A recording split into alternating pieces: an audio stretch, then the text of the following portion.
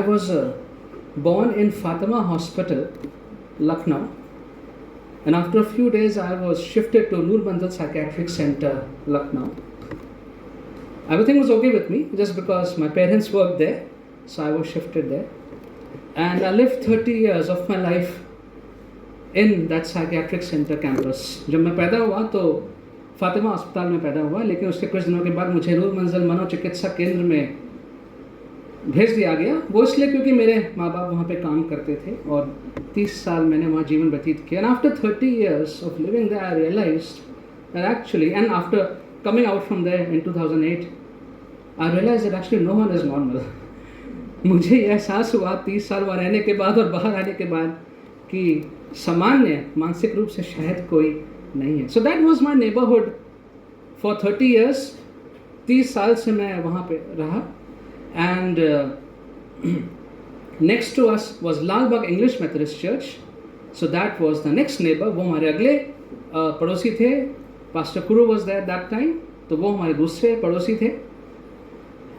But right next to us, our immediate neighbor was a crooked man with over a dozen of Pomeranian dogs.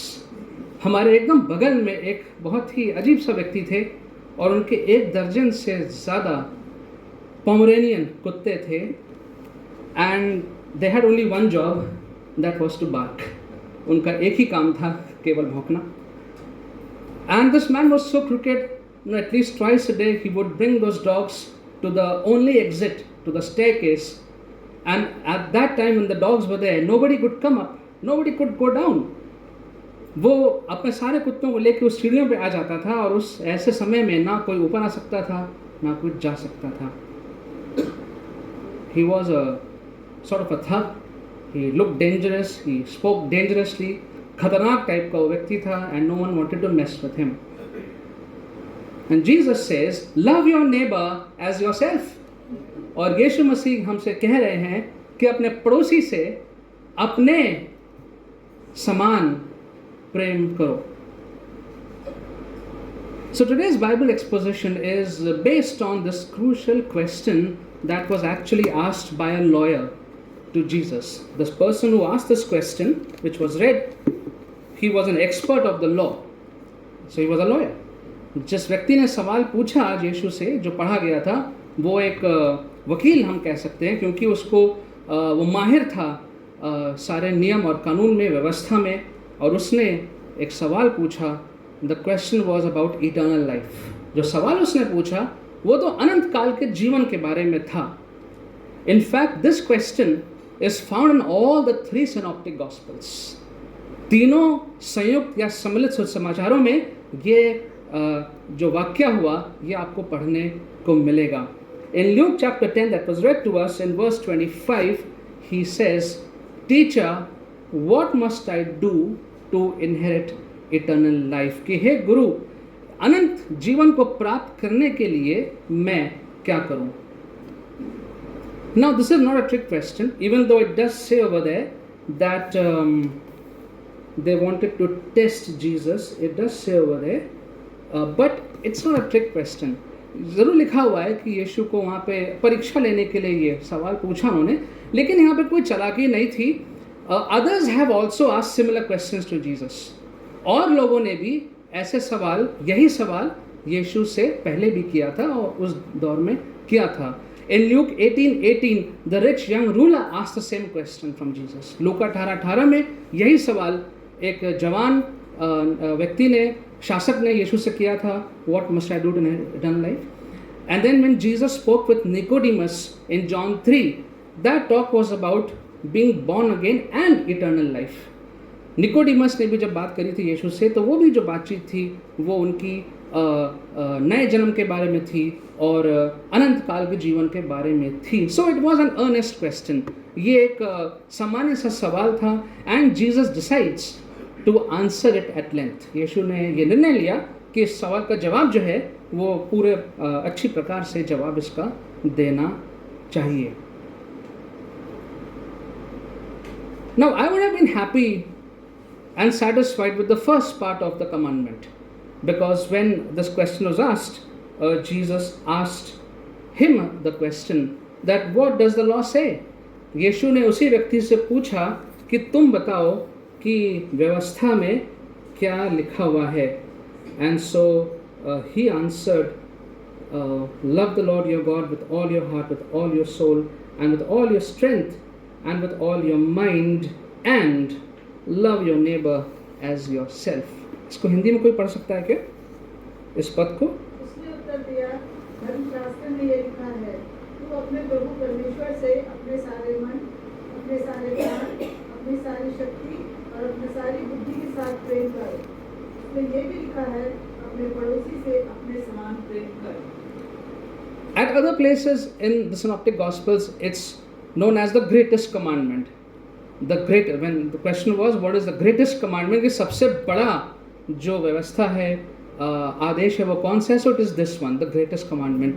And I thought that this is enough. To love the Lord your God with all your heart, with all your mind, with all your soul. This is enough. ये काफ़ी है कि मैं अपने परमेश्वर से, अपने पूरे हृदय से, अपने पूरे मन से, सामर्थ से, अपने पूरे जीव से उससे प्रेम करूं. इतना ही काफ़ी है. Of course, it is taken from the Old Testament, from Deuteronomy chapter 6, 4 and 5. Don't read that.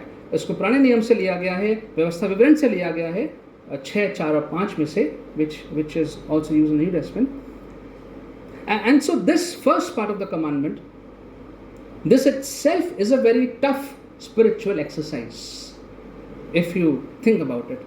जो पहली बात यहाँ कही गई है कि परमेश्वर से पूरे हृदय, पूरे मन से, पूरे जीव से प्रेम करो, यही बहुत मुश्किल काम है. It's tough. And no one can claim to fulfill 100%. कोई भी शायद ये नहीं दावा कर सकता कि उसने 100% इस कार्य को पूरा किया है, इस आदेश को पूरा किया है. ये कठोर आत्मिक व्यायाम है. It's a very strict spiritual discipline and exercise to be able to love the Lord your God with all your heart, with all your soul, with all your mind. It's tough. And if that was not difficult enough, Jesus adds something else. Love your neighbor as yourself. Of course, it is given in the Old Testament also. और अगर यही काफ़ी नहीं था, तो एक और बात इस पर जोड़ दी गई, इसको और मुश्किल करने के लिए, और वो कि अपने पड़ोसी से अपने ही समान प्रेम करो. Well, presuming that most neighbors are generally nice, this also could be accommodated. अब अगर हम ये मान लें कि हम इससे ज़्यादा लोगों के जो पड़ोसी हैं वो अच्छे ही होते हैं, भले ही होते हैं ज़्यादातर, तो इस बात को भी हम मान सकते हैं, इस पर भी हम चिंता कर सकते हैं, कार्य कर सकते हैं. Can live with this. Okay, I have to love the Lord my God and also I have to love my neighbour. मुझे अपने पड़ोसी से भी प्रेम करना है और परमेश्वर से तो प्रेम करना ही करना है.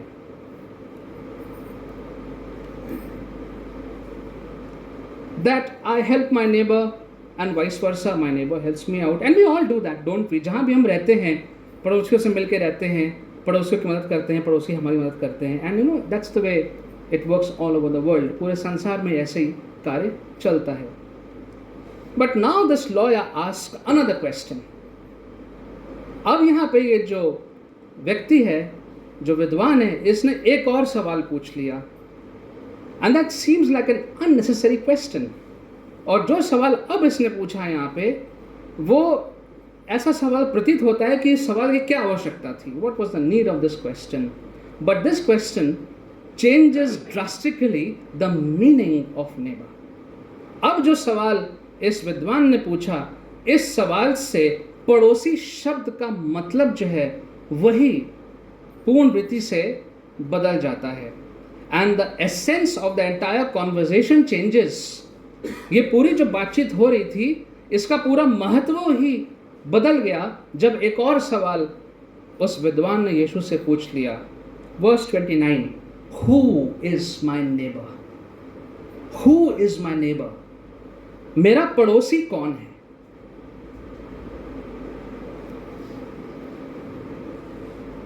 Now that the answer to this question was very critically important for the Jews to understand. ये जो सवाल है हमारे लिए बहुत सामान्य से सवाल हो सकता है, very normal for us, But for the Jews, it was very critical to understand the meaning and answer of that question. उस सवाल का सही जवाब यहूदियों के लिए बड़ा आवश्यक था उसका जवाब जानना. And therefore Jesus now tells a story. यीशु अब उस सवाल का जवाब देने के लिए एक कहानी सुनाते हैं. I will not go through the whole story. It's a story that perhaps is known to all Christians. शायद सारे मसीह लोग इस कहानी को जानते हैं, नेक सामरी कहानी को जानते हैं, इसलिए मैं इस कहानी से को नहीं दोहराऊंगा. But rarely meditated upon. शायद ही कभी लोग इस पर ज़्यादा ध्यान करते हैं. It's that simple a story. इतनी साधारण सी कहानी लगती है कि इस पर शायद ही लोग रुक के ज़्यादा ध्यान या मनन करते हैं. Now these Samaritans were not pure Jews. ये जो सामरी लोग थे ये मूल रूप से पूरे यहूदी नहीं थे. They had pagan blood in their veins. अन्य जातियों का खून भी इनकी रगों में दौड़ रहा था. They were not at all considered Jews by the Jews. जो यहूदी लोग थे, जो प्योर शुद्ध यहूदी लोग थे, वो इन लोगों को बिल्कुल भी यहूदी नहीं मानते थे. They did not follow Judaism fully as the Jews did. जो यहूदी धर्म था उसको ये सामरी लोग पूर्ण रीति से नहीं मानते थे, उसका अनुसरण नहीं करते थे जैसे यहूदी लोग किया करते थे. Therefore, the Jews despised them and didn't want to associate with them at all. जो यहूदी लोग थे वो उनसे दूर रहते थे और बिल्कुल भी उनके साथ सम्मिलित नहीं होते थे. They wouldn't even pass through the area of Samaria. जो समारिया जो जगह थी, जो सामरियों की मेन जगह थी, उससे भी गुजरता नहीं थे. They would divert their route to avoid Samaria and the Samaritans. Samaria से ना जाना पड़े तो वो अपने रास्तों को बदल देते थे ताकि वो सामरी लोगों का उनसे आमना सामना ना होने पाए. Now in the story we see a priest and a Levite. एक याजक है वहाँ पे और एक लेवी वहाँ पे व्यक्ति है. And these were Jewish men who claimed to be descendants of Aaron. ये वो यहूदी लोग थे जो याजक होता था और जो लीवाइट होता था, जो आराधना में आगे रहते थे. ये लोग इस बात को कहते थे कि हम जो हैं वो एरन के वंश से आते हैं. Because they were the ones who were the priests. ये वो लोग थे जो अपने आप को याजक बन सकते थे. ये लोग अपने को ये मानते थे कि हम एरोन के वंश से आए हुए हैं. So they were well versed in the law. इनको व्यवस्था और वचन के बारे में पूरा ज्ञान था. And they should have been a role model in helping the half dead man. ये होना चाहिए था कि इनको एक उदाहरण के रूप में उस व्यक्ति की जो वहाँ पे अधमरा पड़ा हुआ था उसकी मदद करनी चाहिए थी. But they chose not to. उन्होंने निर्णय किया कि हम ऐसा नहीं करेंगे. Then comes a Samaritan. फिर ये सामरी व्यक्ति आता है. And for the Jews this Samaritan is a villain. ये जो कहानी यीशु सुना रहे थे, अब तक तो यहूदी लोग सुन रहे थे, लेकिन अब जब सामरी व्यक्ति का जिक्र यीशु ने किया तो ये किसी खलनायक से कम नहीं था. And in this story, this villain to the Jews, this person becomes a tool in the hands of God to give a second life to that wounded man. So परमेश्वर की कहानी में, योजना में, ये व्यक्ति जो घृणित व्यक्ति था यहूदियों की दृष्टि में, ये व्यक्ति एक ऐसा औजार बना परमेश्वर के हाथों में जिसने उस अधमरे व्यक्ति को दूसरा जीवन एक प्रकार से प्रदान किया. Let us quickly see what all this kind man did to help that wounded man. जल्दी से देखते हैं कि इस नेक व्यक्ति ने, सामरी ने क्या क्या किया उस अधमरे व्यक्ति की मदद करने के लिए. And we can go to verse 30. I'll just read and we'll pick out a few things. So this man fell into the hand of robbers and stripped away of his clothes. They beat him and went away, leaving him half dead. A priest happened and a Levite also came, so they did not pay attention. But verse 33, but a Samaritan, as he traveled, came where the man was, and when he saw him, he took pity on him. तो पहली बात तो ये कि उसने उस पर तरस खाया, उसके हृदय करुणा से भर गया. He went to him and bandaged his wounds. उसने जाके उसकी चोटों पर मलहम पट्टी करी. Pouring oil and wine. उस पर तेल लगाया ताकि उसको जो दर्द है वो थोड़ा सा कम हो जाए, थोड़ा सा उसको आराम मिल जाए. And wine was like an antiseptic. जो मदिरा थी वो इस प्रकार से थी कि उसको चोट पे मलहम का काम करती थी, तो उसने वो उस पर डाला. And then he put the man on his own donkey. अपने गधे पे उसने उस आदमी को बैठा दिया. इसका मतलब वो खुद पैदल गया और उसने उस आदमी को अपने गधे पे बैठा दिया. And then he took him to an inn and took care of him. एक पास के सराय में, जो भी अगला सराय था, वहाँ जाके उसको रखा और उसकी देखभाल करी. The next day he took out 2 silver coins and gave them to the innkeeper. 2 चांदी के सिक्के निकाल, जो बहुत बड़ी चीज़ थी उस समय में, 2 चांदी के सिक्के निकाल के उसने उस सराय के मालिक को दिया और कहा, Look after him and when I return I will reimburse you for any extra expenses you may have. इसकी देखभाल करो, जब मैं लौट के आऊँगा कुछ और भी तुम्हारा खर्चा होगा तो कर दो, मैं तुमको तुम्हारा पैसा वापस कर दूंगा.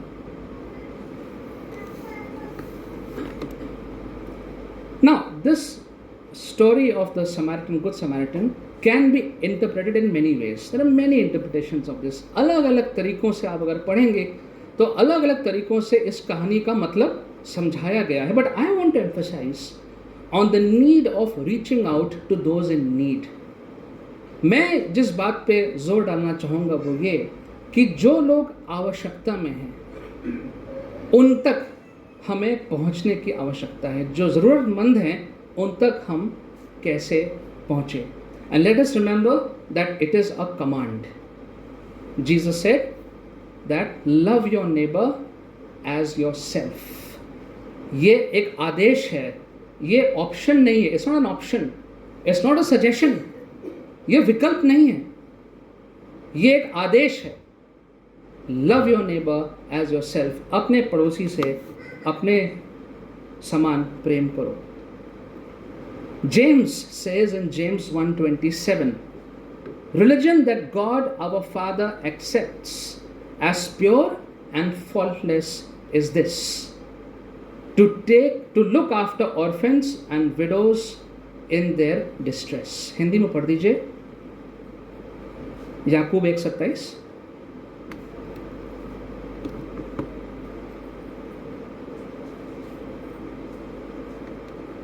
हमारे परमेश्वर और पिता के निकट शुद्ध और निर्मल भक्ति यह है कि अनाथों और विधवाओं की व्यथा में उनकी सुधी लें और अपने आप को संसार से निष्कलंक रखें. In Mark 10:21, when Jesus was speaking to the rich young man, he told that man, Jesus looked at him and loved him, and one thing you lack, he said, go sell everything you have and give it to the poor, and you will have treasures in heaven. कोई पढ़ दे मरकुस 10:21. यीशु ने उस पर दृष्टि करके उससे प्रेम किया और उससे कहा, तुझ में एक बात की घटी है, जा जो कुछ तेरा है उसे बेचकर कंगालों को दे और तुझे स्वर्ग में धन मिलेगा और आखिर मेरे पीछे हो ले. In Leviticus 19:9 and 10, God says, व्यवस्था 19:9-10 में परमेश्वर कहते हैं, when you harvest the crops of your land, do not harvest the grain along the edges of your field, and do not pick up what the harvesters drop. It is the same with your grape crop. Do not strip every last bunch of grape from the vines, and do not pick up the grapes that fall to the ground. Leave them for the poor and the foreigners living among you. I am the Lord your God. Hindi में पढ़ दीजिए. फिर जब तुम अपने देश के खेत काटो और अपने खेत के कोने कोने तक पूरा ना काटना और काटे हुए खेत की गिरी पड़ी बालों को न चुनना और अपनी दाख की बारी का दाना न तोड़ लेना और अपनी दाख की बारी के झड़े हुए अंगूरों को न बटोरना, उन्हें दीन और परदेशी लोगों के लिए छोड़ देना. मैं तुम्हारा परमेश्वर यहोवा हूँ. In Psalm 82:3 and 4, the psalmist says, give justice to the poor and the orphan, uphold the rights of the oppressed and the destitute, rescue the poor and helpless, deliver them from the grasp of evil people. Hindi में भजन 82 3-4। कंगाल और अनाथों का न्याय चुकाओ, दीन दरिद्र का विचार धर्म से करो, कंगाल और निर्धन को बचा लो, दुष्टों के हाथ से उन्हें छुड़ाओ। Now these few references I believe are enough for us to pause and think, what are we doing for the poor, for the needy, for the homeless, for the orphan and for the widows? ये 2-3 पद काफ़ी हैं कि हम रुक के इस बात को सोचें कि हम गरीब निर्धन के लिए, जो आवश्यकता में उनके लिए, जो बेघर हैं उनके लिए, जो यतीम हैं उनके लिए, जो विधवा हैं उनके लिए, जिनका कोई घर नहीं है, उनके लिए हम क्या कर रहे हैं। The truth is bitter, and the truth is that our failures in this direction have outnumbered our success in caring for the needy. ये सच है। It's true for me, it's true for everyone. कि इस दिशा में जितना हम सफल हुए हैं, उससे ज़्यादा हम असफल हुए हैं इस कार्य को करने के लिए। Yeah, we feel bad about such people, don't we? You are sitting in your car on red light, we see the small children begging, wiping your car, and the lady, and we feel bad at that time. Oh, I wish I can do something. मुझे बुरा लग रहा है, क्या मैं कुछ कर पाता? We feel sympathetic. हमें उनके मन में, हमारे मन में एकदम से करुणा भर जाती है। Oh, then I should do something. Okay, let me keep some clothes in my car and some food and give it out next time. हम कुछ योजनाएं बनाते हैं, but we actually never do anything. Very few of us will do that. मैंने भी बहुत सी योजनाएं बनाई, थोड़ा बहुत किया भी, लेकिन फिर भूल जाता हूँ। I forget. Then again I remember the next time. Oh, I was supposed to keep clothes in my car. I was supposed to keep biscuits in my car for these children. भूल जाते हैं।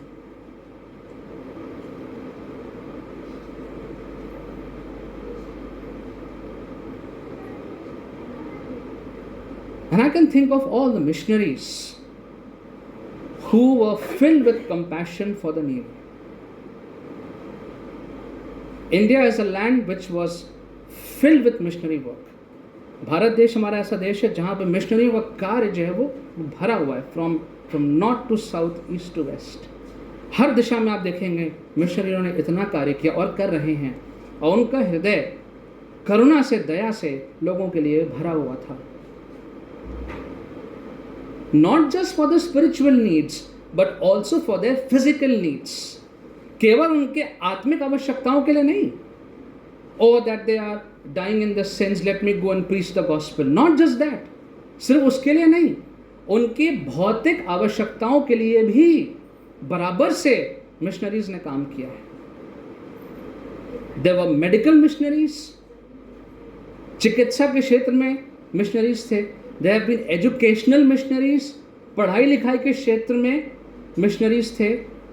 There were missionaries who started orphanages, hundreds of them. Homes for destitute women and children. बेघर महिलाओं के लिए, बच्चों के लिए जिन्होंने घर खोले। Mother Teresa is one example. Just one example. One big example. Mother Teresa का Missionaries of Charity, ये एक उदाहरण है। And they had compassion and they served the people. इन सब लोगों ने पर लोगों पे दया करुणा आई और लोगों की सेवा करी। And they showed God's love in action.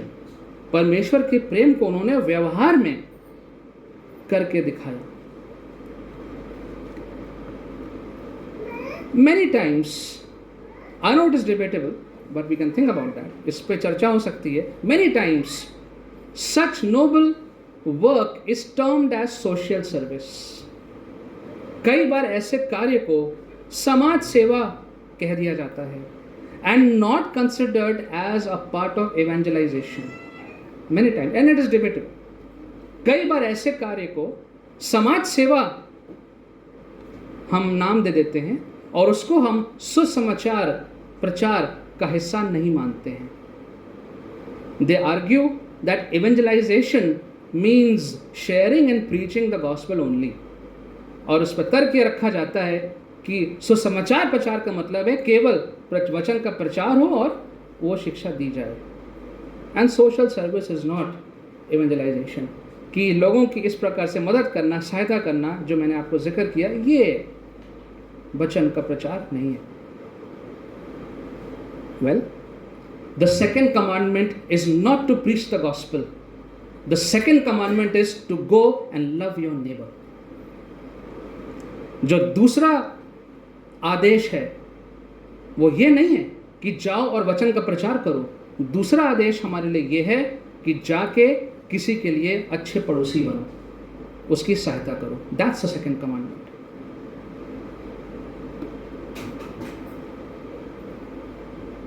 And God is very serious about the poor and the needy. परमेश्वर जो है उसके लिए ये बहुत गंभीर विषय है कि हम लोगों की, ज़रूरतमंद लोगों की सहायता करें.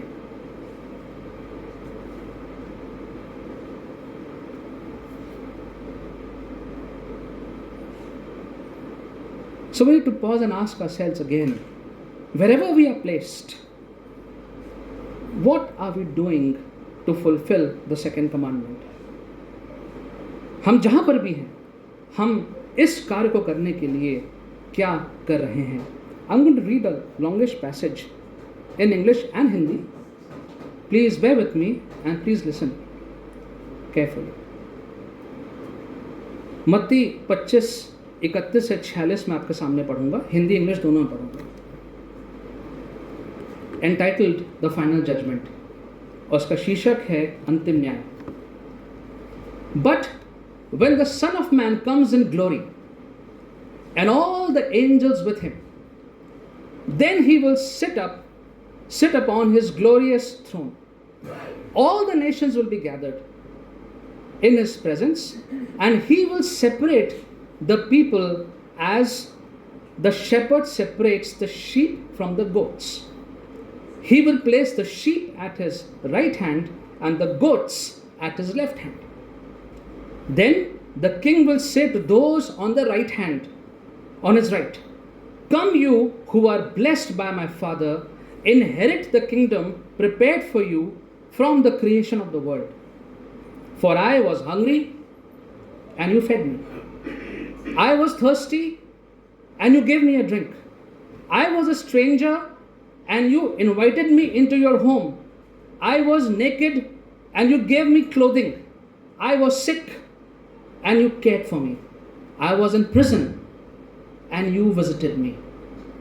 Then these righteous ones will reply, "Lord, when did we ever see you hungry and feed you, or thirsty or give you something to drink, or a stranger and show you hospitality, or naked and give you clothing? When did we ever see you sick or in prison and visit you?" And the king will say, "I tell you the truth, when you did it to one of the least of these of my brothers and sisters, you did it for me." Then the king will turn to those on the left and say, "Away with you, you cursed ones, into the eternal fire prepared for the devil and his demons. For I was hungry and you didn't feed me. I was thirsty, you didn't give me a drink. I was a stranger, you didn't invite me into your home. I was naked, you didn't give me clothing. I was sick and in prison, and you didn't visit me." Then they will reply, "Lord, when did we ever see you hungry or thirsty, or a stranger, or naked, or sick, or in prison, and not help you?" And he will answer, "I tell you the truth, when you refused to help the least of these my brothers and sisters, you were refusing to help me." And they will go away into eternal punishment, but the righteous will go into eternal life. Hindi में कोई इसको पढ़ देगा कृपया करके? मत्ती 25:31 से 46. मत्ती 25:31 से 46. पर जब मनुष्य का पुत्र अपनी महिमा में आएगा और सब स्वर्गदूत उसके साथ आएंगे, तो वो अपने अपने महिमामय सिंहासन पर विराजमान होगा और सब जातियां उसके सम्मुख एकत्रित की जाएंगी और वह उन्हें एक दूसरे से अलग करेगा, जैसे चरवाहा भेड़ों को बकरियों से अलग करता है। वो भेड़ों को अपनी दाहिनी ओर तथा बकरियों को बाईं ओर करेगा। तब राजा अपने दाहिने हाथ वालों से कहेगा, हे मेरे पिता के धन्य लोगों, आओ उस राज्य के अधिकारी बनो जो जगत की उत्पत्ति से तुम्हारे लिए तैयार किया गया है। क्योंकि मैं भूखा था और तुमने मुझे खाने को दिया, मैं प्यासा था और तुमने मुझे पानी पिलाया, मैं परदेसी था और तुमने मुझे अपने घर में ठहराया, मैं नंगा था तुमने मुझे कपड़े पहनाए, बीमार था तुमने मेरी सुधि ली, बंदी गृह में था तुम मुझसे मिलने आए। तब धर्मी उसे उत्तर देंगे, प्रभु हमने तुझे कब भूखा देखा और भोजन कराया या प्यासा देखा और पानी पिलाया, और हमने कब तुझे परदेसी देखा और अपने घर में ठहराया या नंगा देखा और कपड़े पहनाए। हमने कब तुझे बीमार या बंदी गृह में देखा और तुझसे मिलने आए। इस पर राजा उन्हें उत्तर देगा, मैं तुमसे सच कहता हूँ कि जो कुछ तुमने मेरे इन छोटे से छोटे भाइयों में से किसी भी एक के साथ किया, वो मेरे साथ किया। तब वो बाईं ओर वालों से कहेगा, हे शापित लोगों, मुझसे दूर होकर उस अनंत अग्नि में जा पड़ो जो शैतान और उसके दूतों के लिए तैयार की गई है। मैं भूखा था तुमने मुझे कुछ खाने को नहीं दिया, प्यासा था तुमने मुझे पानी नहीं पिलाया, परदेशी था तुमने मुझे अपने घर में नहीं ठहराया, नंगा था तुमने मुझे कपड़े नहीं पहनाए, बीमार और बंदी गृह में था तुम मुझे देखने नहीं आए। इस पर वे उससे पूछेंगे, प्रभु हमने कब तुझे भूखा या प्यासा या परदेसी या नंगा या बीमार या बंदी गृह में देखा और तेरी देखभाल न की। तब वो उन्हें उत्तर देगा, मैं तुमसे सच कहता हूँ कि जो तुमने इन छोटे से छोटों में से किसी एक के साथ नहीं किया, वो मेरे साथ भी नहीं किया। ये लोग अनंत दंड भोगेंगे, परंतु धर्मी अनंत जीवन में प्रवेश करेंगे। This passage should send shivers down the bones of all Christians. ये जो वचन पढ़ा गया, सारे ईसाइयों के हृदय में, हड्डियों में कपकपाहट आ जानी चाहिए। The Lord is very serious about the second command. परमेश्वर इस दूसरी आज्ञा के लिए बहुत गंभीर हैं। Do find out who is your neighbor. जरूर से पता करिए कि आपका पड़ोसी कौन है। In the context of this passage, आज के वचन की दृष्टि में पता करिए कि आपका पड़ोसी कौन है। Who is my neighbor? The first commandment is incomplete without fulfilling the second commandment. जो पहला आदेश है, जो सबसे बड़ा आदेश है, वो दूसरे आदेश को अगर हम पूरा नहीं करते हैं तो उसके बगैर अधूरा है। We cannot claim to love God with all our heart, mind and soul and be insensitive, indifferent to the needs of the people around us. यह असंभव है कि हम ये तो कहें कि हम परमेश्वर से बहुत प्रेम करते हैं, अपने हृदय से करते हैं, अपनी आत्मा पूरे उससे करते हैं, लेकिन हमारे चारों तरफ जो लोग आवश्यकता में हैं, भूखे हैं, उनके लिए हम कुछ ना करें। ये दोनों बातें संभव नहीं हैं।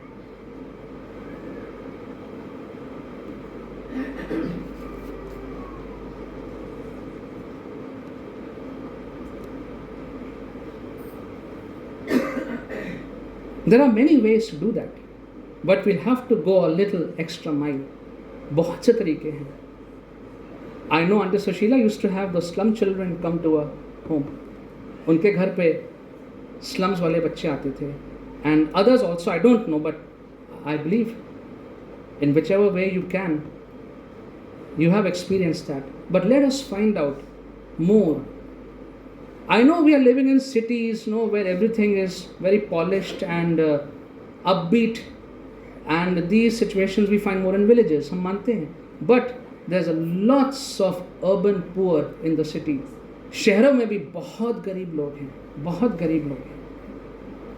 Let us all think of our own lives, own situations, that our Lord is calling us to reach out to them also. परमेश्वर हम इससे कह रहे हैं कि इन लोगों के लिए भी करना है, आदेश है, it's a command. May the Lord show us all those around us who are broken, any kind of need, जो हमारे आसपास के लोग टूटे हुए हैं, आवश्यकता में हैं, प्रभु हमें लोगों को दिखाए. Let us never be found lacking in fulfilling this command. इस आज्ञा को पूरा करने में हमें कभी भी अपने आप को हम कम ना पाएं.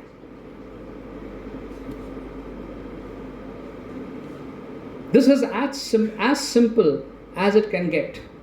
इससे ज़्यादा सरल इसको और नहीं बनाया जा सकता. Keeping the first commandment itself is not easy and many people struggle. जो पहला आदेश है कि अपने ईश्वर से पूरे हृदय से, पूरे मन से,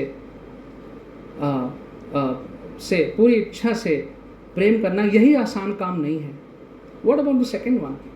दूसरे का हमने क्या किया है? And how do we find ways to live out that second commandment also in our daily life? Is the question that I want to leave all of us with. Let's pray.